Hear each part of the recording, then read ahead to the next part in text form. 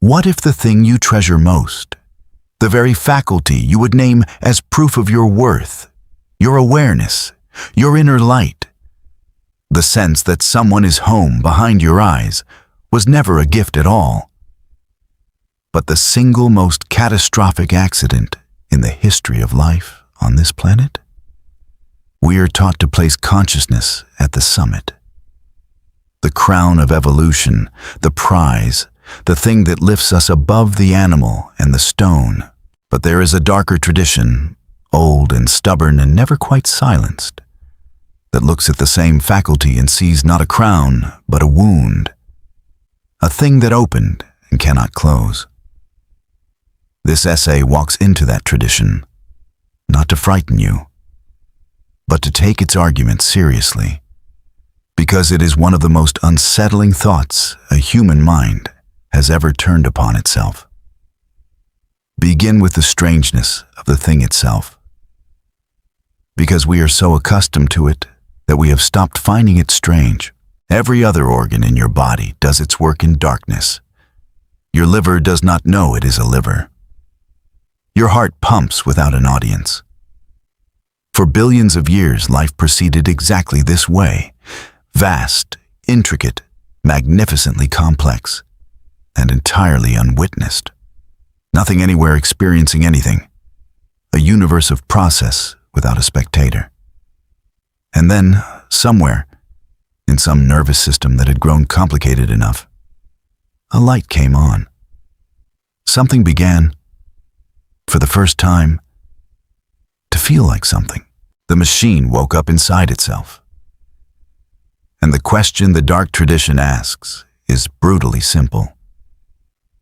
Was that an improvement? Or was it the moment the trouble began? Consider what the waking actually delivered. Every creature suffers, but only the conscious creature knows that it suffers, watches itself suffer, anticipates suffering that has not yet arrived, and remembers suffering long after the wound has healed. An animal in pain is in pain. A conscious being in pain is in pain, and is afraid of more pain, and is ashamed of having shown the pain, and dreads the night because the pain returns at night, and remembers a year of such nights, and projects a future of them stretching to the horizon. Consciousness did not reduce suffering. It multiplied it, folded it back on itself, gave it a past and a future, turned a single moment of hurt into a whole architecture of dread. The light that came on did not illuminate a way out. It illuminated the walls. Look closely at what consciousness did to time itself, because this is where the wound goes deepest.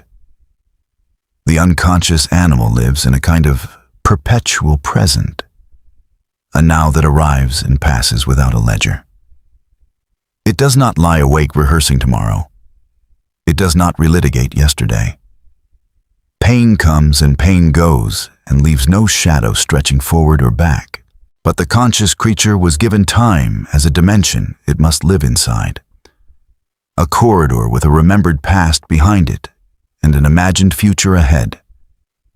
And it learned to suffer in both directions at once, to bleed from wounds decades old, and to flinch from blows that have not landed and may never land. Most of what torments a human being is not happening. It happened, or it might happen. And the creature relives the one and pre-lives the other, paying for every catastrophe twice or 3 times or 1,000 times, all on the strength of a faculty that the rest of nature does without. The animal endures one death at the end. The conscious creature dies a little every time it imagines the end, which is to say constantly, which is to say it has been dying its whole life. And there is a worse part, the part that gives this tradition its real teeth. The conscious creature is the only thing in the known universe that knows it will die. Every other living thing simply lives until it stops. Only this one carries, at every moment, beneath every joy, the silent knowledge of its own ending, the certainty that it is walking toward an edge, that everyone it loves is walking toward the same edge, that the whole warm, bright world of its experience is a candle already guttering. No other animal has to live inside that knowledge. We do. The same faculty that lets us write symphonies and prove theorems also forces us to carry all our lives the awareness of our own annihilation. The thinkers in this tradition ask whether any prize could be worth that price, whether the trade was ever one a sane creature would have chosen, if a creature could have chosen before it was conscious enough to choose. One thinker in this lineage put it with terrible economy. He said that nature, in producing a creature that could grasp its own condition, had overshot, had armed a single species with a degree of awareness it could not survive intact. The way a deer might evolve antlers so heavy, they pin its head to the ground. The awareness is too much. It exceeds what is bearable. And so, he argued, the entire structure of human culture, every distraction, every religion, every ambition, every busy schedule, every story we tell about meaning and purpose and progress, is not the flower of our consciousness, but the bandage over it. It is the machinery we build to keep ourselves from looking directly at what we know. We are not creatures who happen to seek distraction. We are creatures who must, because the alternative is to stare without relief into the thing the light revealed. Think about how much of a life is spent precisely not thinking. The reflex to fill every silence, to reach for the screen the instant the cue forms, to schedule the days so full that no gap remains where the larger questions could enter. The dark tradition reads all of this not as weakness, but as necessity. As a species doing the constant, exhausting work of managing an awareness that was never calibrated for comfort. The noise is not a failure to be serious. The noise is the dressing on the wound. We medicate consciousness with consciousness. Distract the watcher so the watcher does not have to watch. The thinker who built this into a system identified the specific strategies by which the species holds the awareness at bay.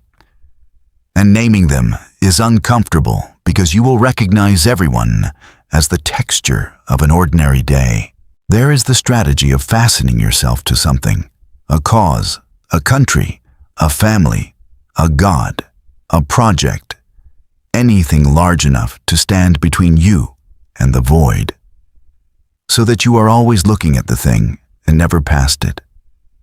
There is the strategy of walling the knowledge off, of simply refusing to let the darkest facts into the room, keeping them theoretical, something that happens to other people, never quite real.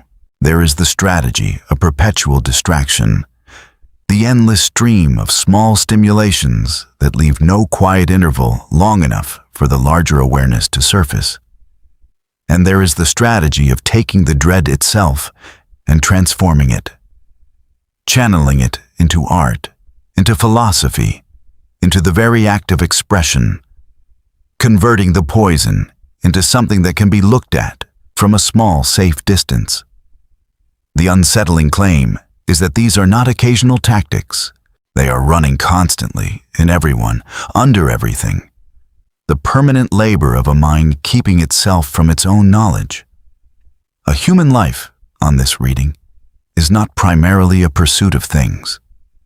It is primarily a flight from one thing. There is an even darker corner of this tradition, and honesty requires at least walking past it.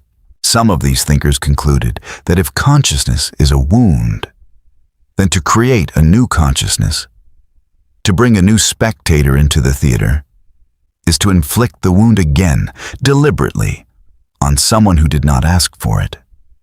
The argument is cold and consistent, and most people recoil from it instinctively.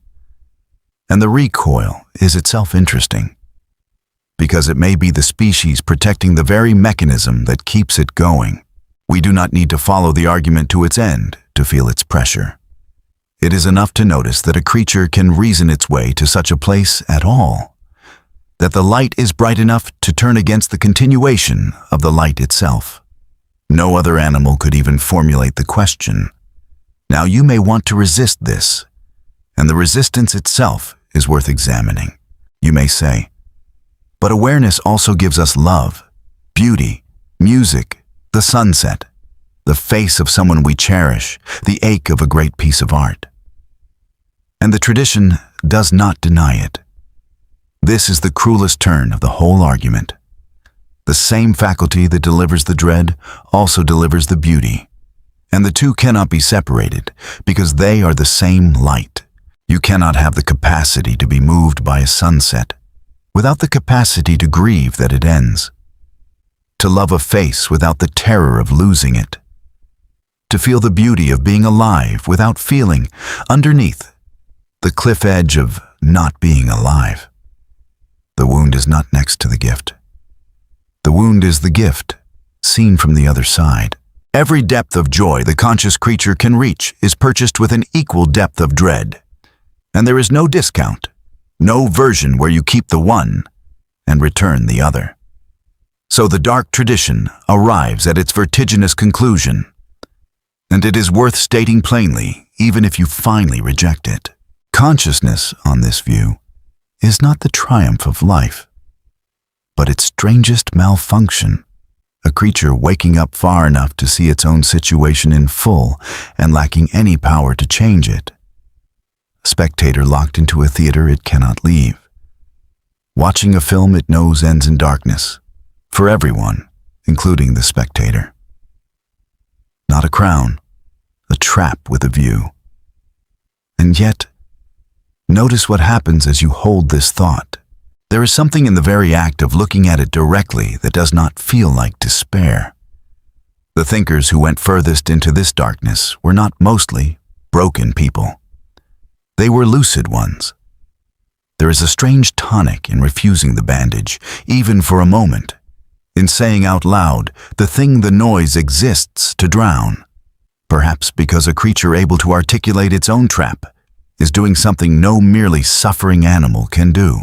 The same consciousness that is the wound is also the only thing capable of naming the wound, of turning and facing it, of making out of the very dread a sentence, an image, a piece of music, a thought like this one. The trap has a view, and the view, terribly, is the most interesting thing in the universe. So I leave you not with comfort, but with the question itself, which is sharper than any comfort. If the light that lets you read these words is the same light that shows you the edge you are walking toward, then was waking up the best thing that ever happened to your kind, or the worst? And here is the part that should keep you at the window. You are the only kind of thing that could even ask. Where art does not console, it autopsies.